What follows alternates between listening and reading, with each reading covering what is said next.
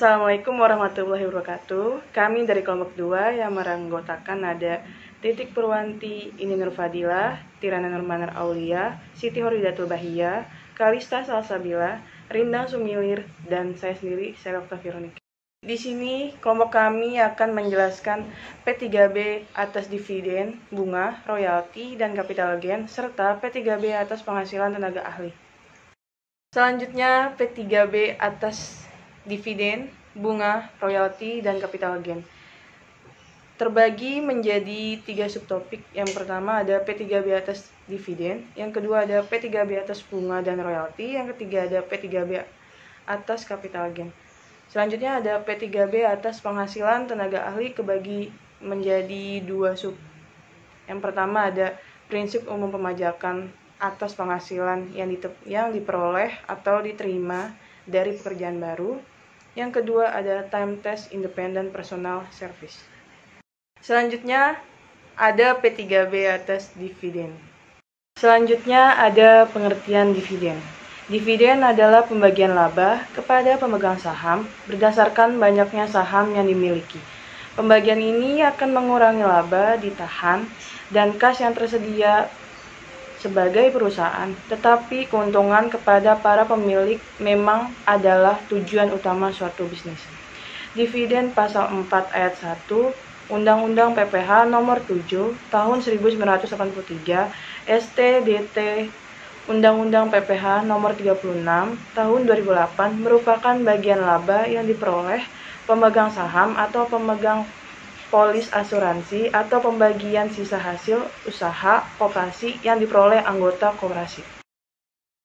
Selanjutnya ada pengertian lain dalam dividen.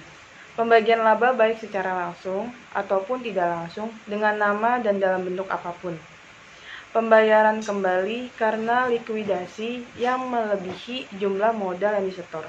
Pemberian saham bonus yang dilakukan tanpa penyetoran termasuk saham bonus yang berasal dari kapitalisasi agio saham. Pembagian laba dalam bentuk saham. Pencatatan tambahan modal yang dilakukan tanpa penyetoran. Pada umumnya, di sebagian besar P3B Indonesia, pengaturan tentang dividen diatur dalam pasal 10 Tax Treaty Indonesia ke Jepang, ilustrasi sebagai berikut. Dividen yang dibayarkan oleh suatu badan yang berkedudukan di suatu negara kepada penduduk negara lainnya dikenakan pajak di negara lainnya itu. Namun demikian, dividen itu dapat dikenakan pajak di negara di mana badan yang membayarkan dividen itu berkedudukan sesuai dengan perundang-undangan negara itu. Tetapi, apabila si penerima dividen adalah pemilik yang menikmatinya, maka pajak yang dikenakan tidak akan melebihi 10% dari kotor dividen jika penerima dividen adalah suatu badan yang selama 12 bulan pada akhir masa pembukuan di mana pembagian keuntungan dilakukan, memiliki sekurang-kurangnya 25% modal dari badan yang membayarkan dividen, 15% dari jumlah kotor dividen dalam hal lainnya. Ketentuan-ketentuan dari ayat ini tidak akan mempengaruhi pengenaan pajak terhadap badan itu atas laba di mana dividen dibayarkan. Istilah dividen yang digunakan dalam pasal ini berarti pendapatan dari saham-saham atau hak-hak lainnya yang bukan merupakan surat-surat utang namun turut serta dalam pembagian keuntungan.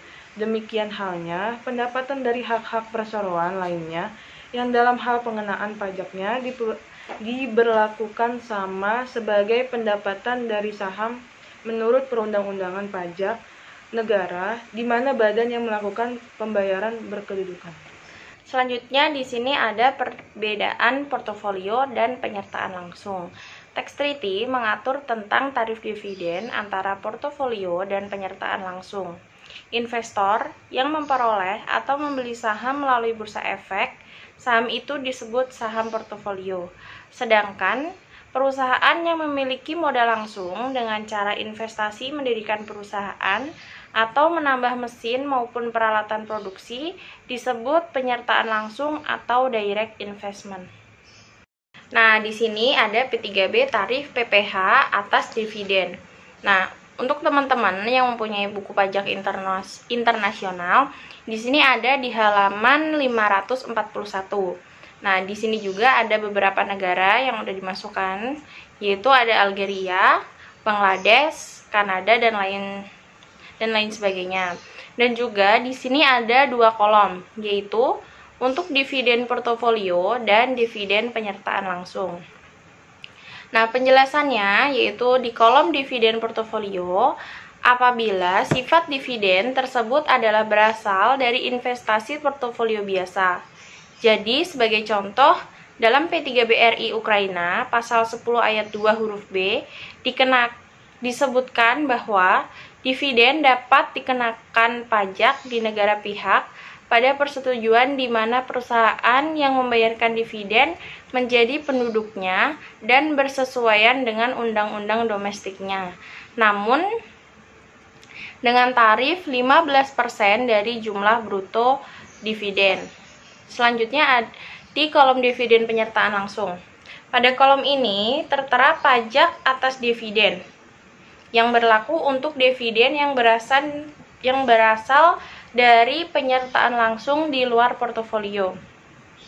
Sebagai contoh, pada P3BRI Ukraina pasal 10 ayat 2 huruf A disebutkan bahwa tarif dividen sebesar 10% dari jumlah bruto dividen dapat diterapkan jika penikmat dividen adalah perusahaan Indonesia yang menguasai setidaknya 20% dari modal perusahaan Ukraina yang membayarkan dividen. Nah, di sini ada contoh soal yang menjelaskan mengenai dividen itu sendiri. Di sini dimisalkan ada PT BBB adalah sebuah perusahaan PMA di Indonesia. Pada akhir tahun 2015, PT BBB mengumumkan pembagian dividen dari keuntungan yang diperoleh di tahun 2015 itu sendiri kepada masing-masing pemegang saham. Pemegang saham yang pertama yaitu ada Flag Corporation, perusahaan yang berdomisili di British Virgin Islands dengan kepemilikan saham sebesar 50% senilai 2,5 miliar. Dan yang kedua yaitu ada Royal Ltd, perusahaan yang berdomisili di Prancis dengan kepemilikan saham sebesar 50% senilai 2,5 miliar. Dividen yang dibagikan adalah sebesar 2 miliar untuk masing-masing pemegang saham mendapatkan pembagian dividen sesuai dengan proporsi kepemilikan saham. Pertanyaannya, apakah terdapat kewajiban perpajakan bagi PT BBB untuk memotong PPh pasal 26 atas pembayaran dividen kepada Flag Corporation dan Royal Ltd? Nah, di sini penjelasannya.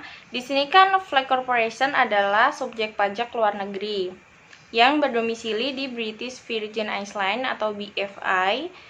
Negara Indonesia tidak memiliki tax treaty dengan BVI ini, sehingga atas setiap pembayaran dividen kepada Flag Corporation atau SPLN semacam itu oleh pihak PT BBB wajib secara hukum memotong PPh pasal 26 dengan tarif 20% sesuai ketentuan Perundang-undangan Perpajakan RI. Jadi perhitungannya di sini 20% dikali 50% dikali 2 miliar atau setara dengan 200 juta.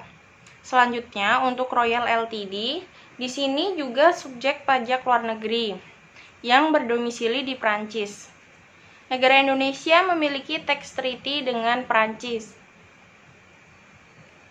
sehingga atas setiap pembayaran dividen kepada Flag Corporation atau SPLN semacam itu oleh pihak PT BBB wajib secara hukum memotong PPh pasal 26 dengan tarif sesuai ketentuan Tax Treaty Indonesia Prancis.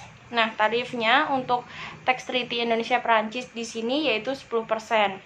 Dengan perhitungan 10% dikali 50% dikali 2 miliar atau setara dengan 100 juta. Selanjutnya, di sini ada P3B atas bunga dan royalti.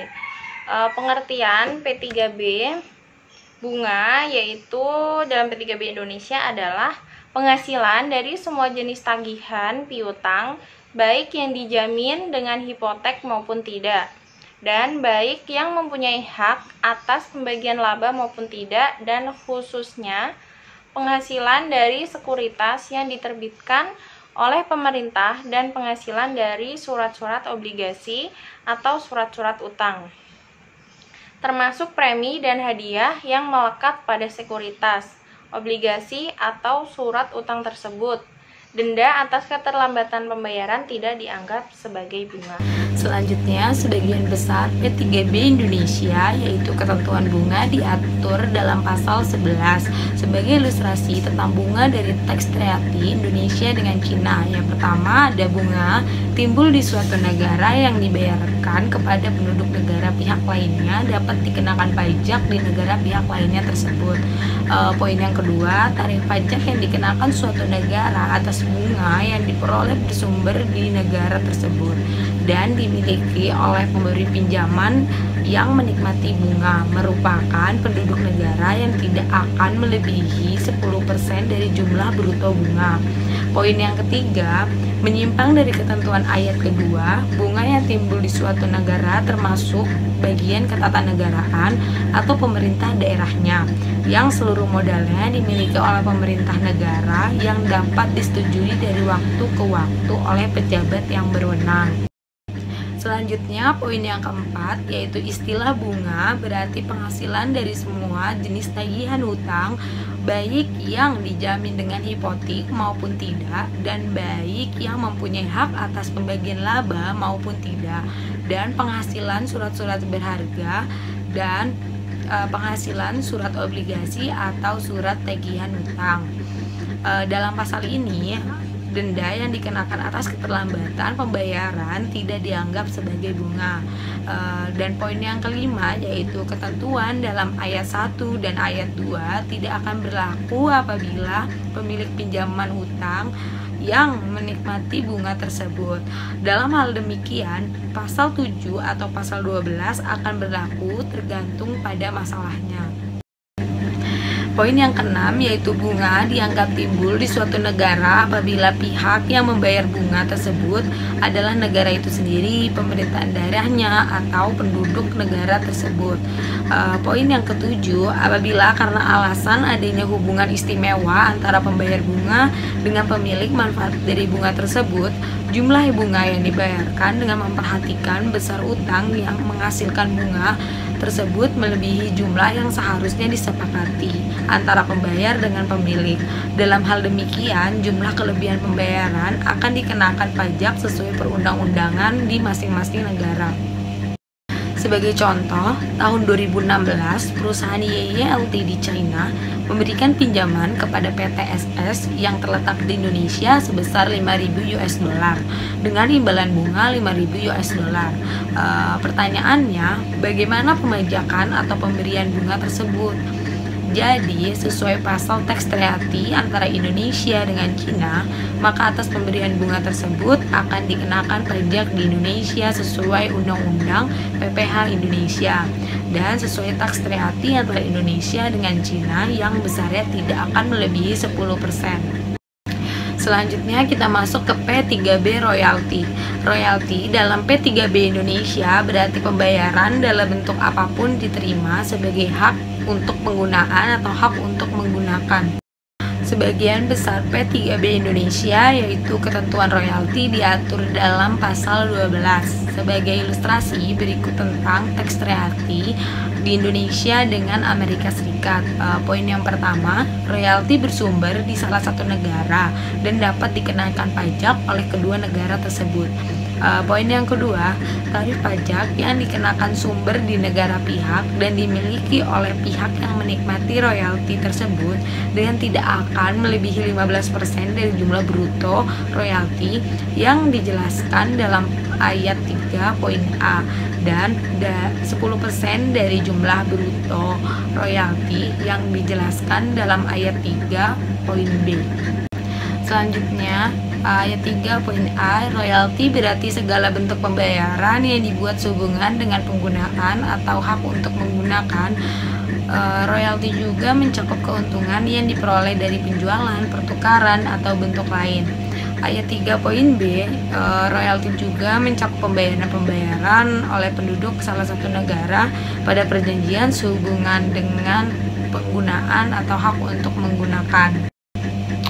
Selanjutnya yang keempat, yaitu ayat 2 tidak berlaku apabila penerima royalti merupakan penduduk suatu negara yang mempunyai bentuk usaha tetap atau tempat tetap di negara pihak, dan harta atau hak-hak yang menghasilkan royalti tersebut mempunyai hubungan yang efektif.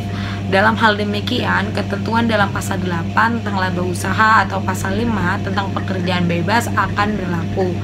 Selanjutnya yang kelima, yaitu jika jumlah royalti yang dibayarkan kepada orang atau badan yang mempunyai hubungan istimewa melebihi jumlah royalti dan seandainya dibayarkan kepada orang atau badan yang tidak mempunyai hubungan istimewa.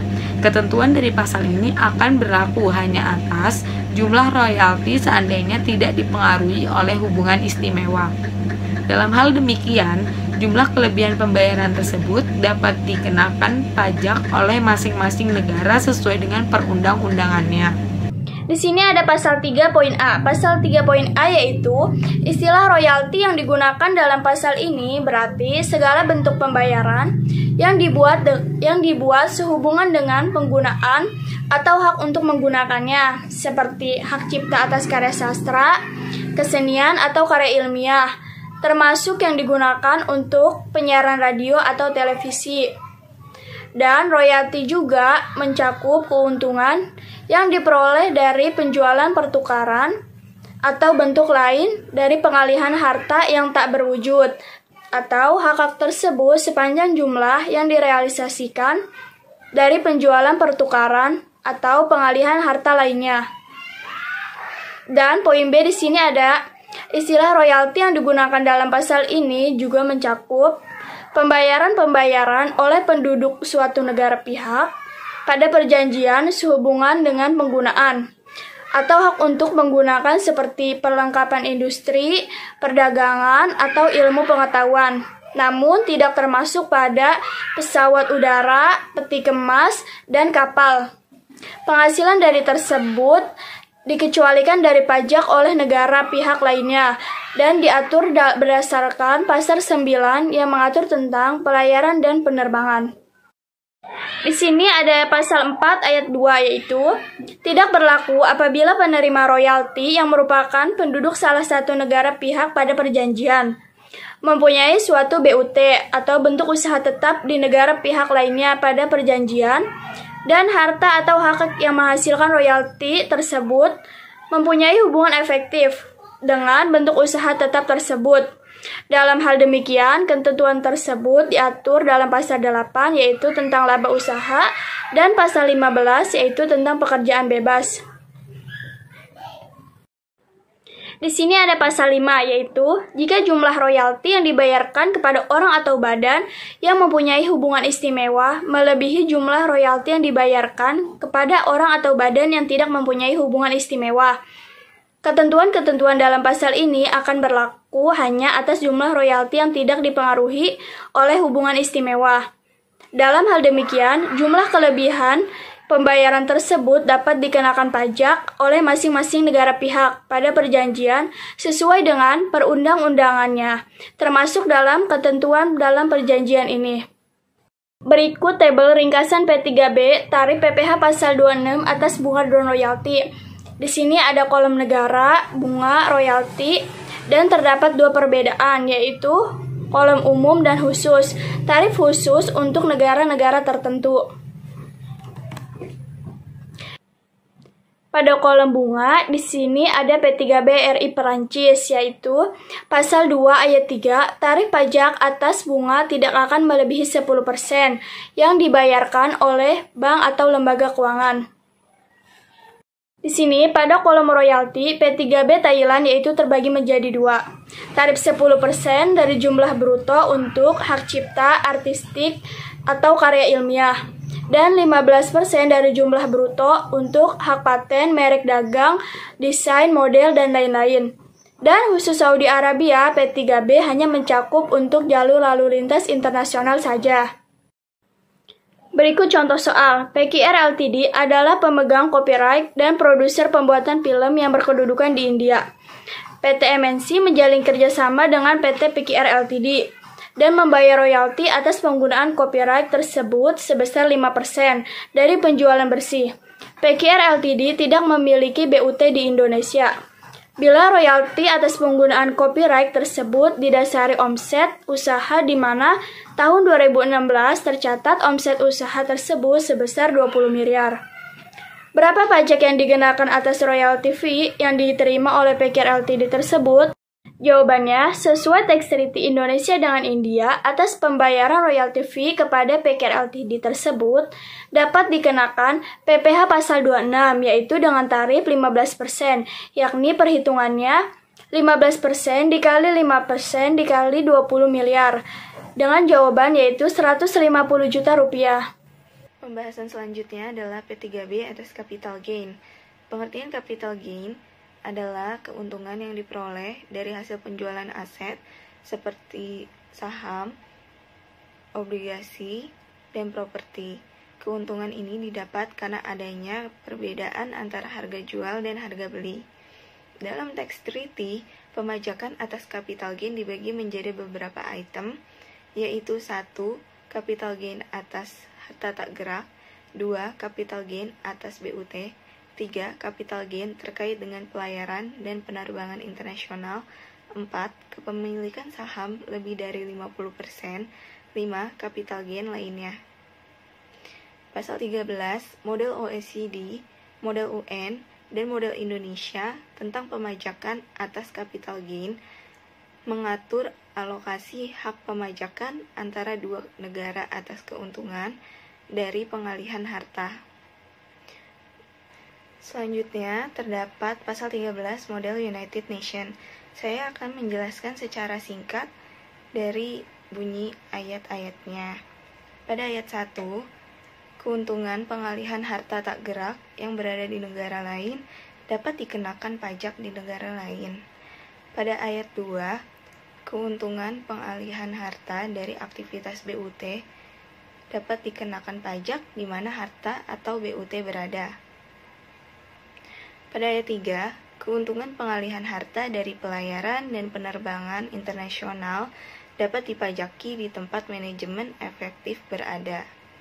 Pada ayat 4, keuntungan dari pengalihan harta kepemilikan saham di atas 50% dapat dikenakan pajak di negara di tempat perusahaan yang diinvestasikan berada. Selanjutnya,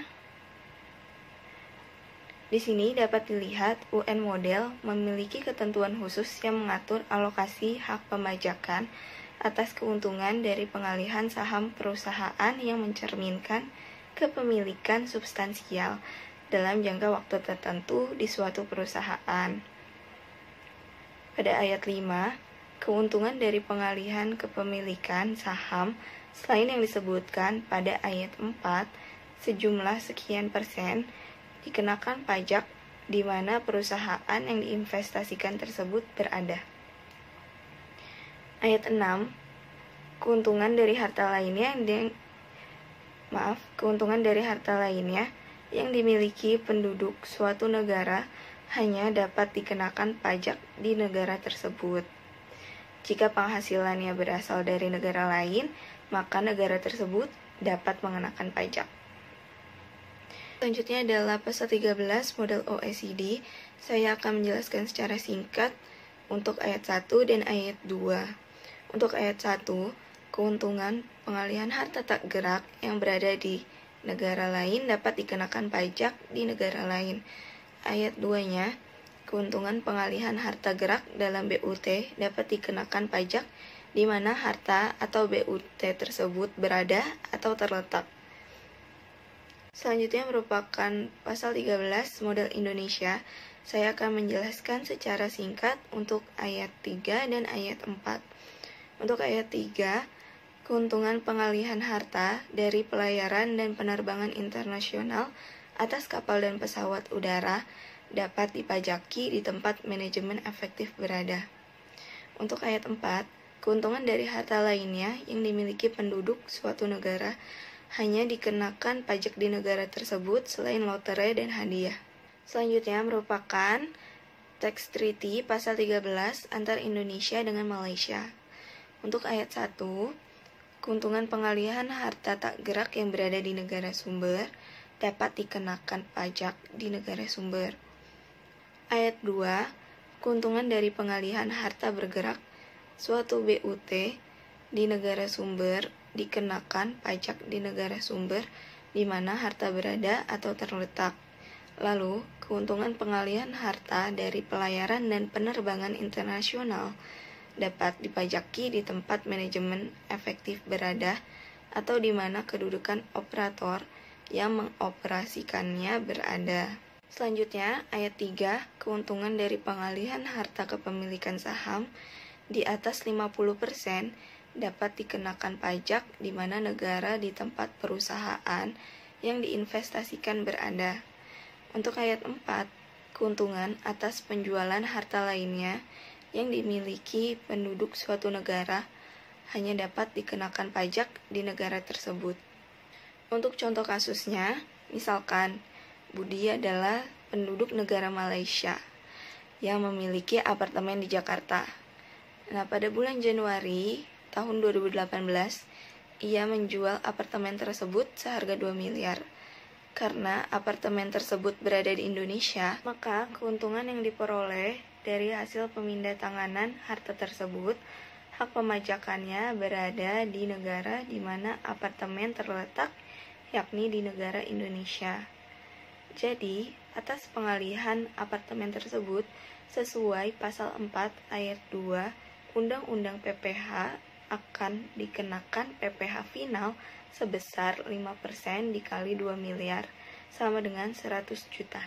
Berikut ini terdapat tabel keuntungan dari pemindahan harta atau capital gain. Di sini terdapat beberapa negara yang hak pemajakannya di negara sumber. Adapun untuk negara Kuwait dikenakan potongan tarif pajak sebesar 50 pada negara sumber, dan pada negara Saudi Arabia juga negara Singapura tidak ada hak pemajakannya. Selanjutnya ada prinsip umum pemajakan atas penghasilan yang diperoleh atau diterima dari pekerjaan bebas. Nah, selanjutnya ada perlakuan perpajakan. Tax Treaty pasal 15 S1 model United Nations dan model P3B Indonesia mengatur penghasilan yang diperoleh penduduk dari negara pihak pada persetujuan atau domisili. Jika jasa profesional atau kegiatan lainnya yang bersifat independen hanya akan dikenakan pajak pada negaranya sendiri atau domisili. Nah, di sini ada dua penyebab dikenakan pajak pada penghasilan di negara sumber. Yang pertama, jika dia memiliki tetap atau fixed base, teratur dan tersedia baginya di negara lain atau negara sumber untuk tujuan melakukan aktivitas. Nah, yang kedua, jika dia tinggal di negara lain untuk suatu masa atau periode sebesar atau melebihi 12 bulan atau melebihi time test yang ditentukan oleh kedua negara ketika melakukan perundingan P3B.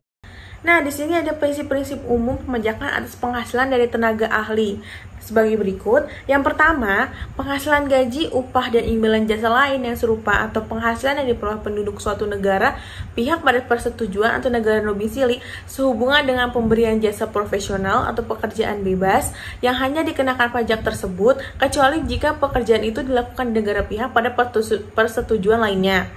Jika pekerjaan tersebut dilakukan di negara lain atau di negara sumber, maka atas imbalan jasa yang diperoleh dari pekerjaan itu dapat dikenakan pajak di negara lain atau negara sumber tersebut. Yang kedua, ada imbalan jasa yang diperoleh seorang penduduk dari suatu negara pihak pada persetujuan dalam suatu hubungan kerja yang dilakukan di negara pihak pada persetujuan lainnya hanya akan dikenakan pajak di negara yang disebut pertama apabila yang pertama, penerima imbalan jasa berada di negara itu dalam suatu masa atau masa-masa yang jumlahnya tidak melebihi time test yang ditentukan dalam tertib kedua negara dalam tahun yang bersangkutan. Yang kedua, imbalan jasa itu dibayarkan atas nama pemberi kerja yang bukan merupakan penduduk negara lain tersebut. Yang ketiga, imbalan jasa itu tidak akan menjadi beban BUT atau beban tempat usaha tetap atau fixed base yang dimiliki oleh pemberi kerja itu di negara lain atau negara sumber tersebut. Slide selanjutnya ada Time Test Independent Personal Service yang mempunyai dua pengertian. Yang pertama ada Undang-Undang Nomor 28 Tahun 2007 dan yang kedua menurut UN Model. Yang pertama menurut Undang-Undang Nomor 28 Tahun 2007 tentang KUP, pekerjaan bebas adalah pekerjaan yang dilakukan oleh orang pribadi yang mempunyai keahlian khusus sebagai usaha untuk memperoleh penghasilan yang tidak terikat oleh suatu hubungan kerja. Menurut UN Model, penghasilan yang diperoleh oleh orang pribadi atau individu dari pemberian jasa, profesional atau professional service, atau pekerjaan bebas lainnya hanya dapat dikenakan pajak atau shall be taxable only di negara mana orang pribadi tersebut menjadi subjek pajak dalam negeri atau di negara domisili.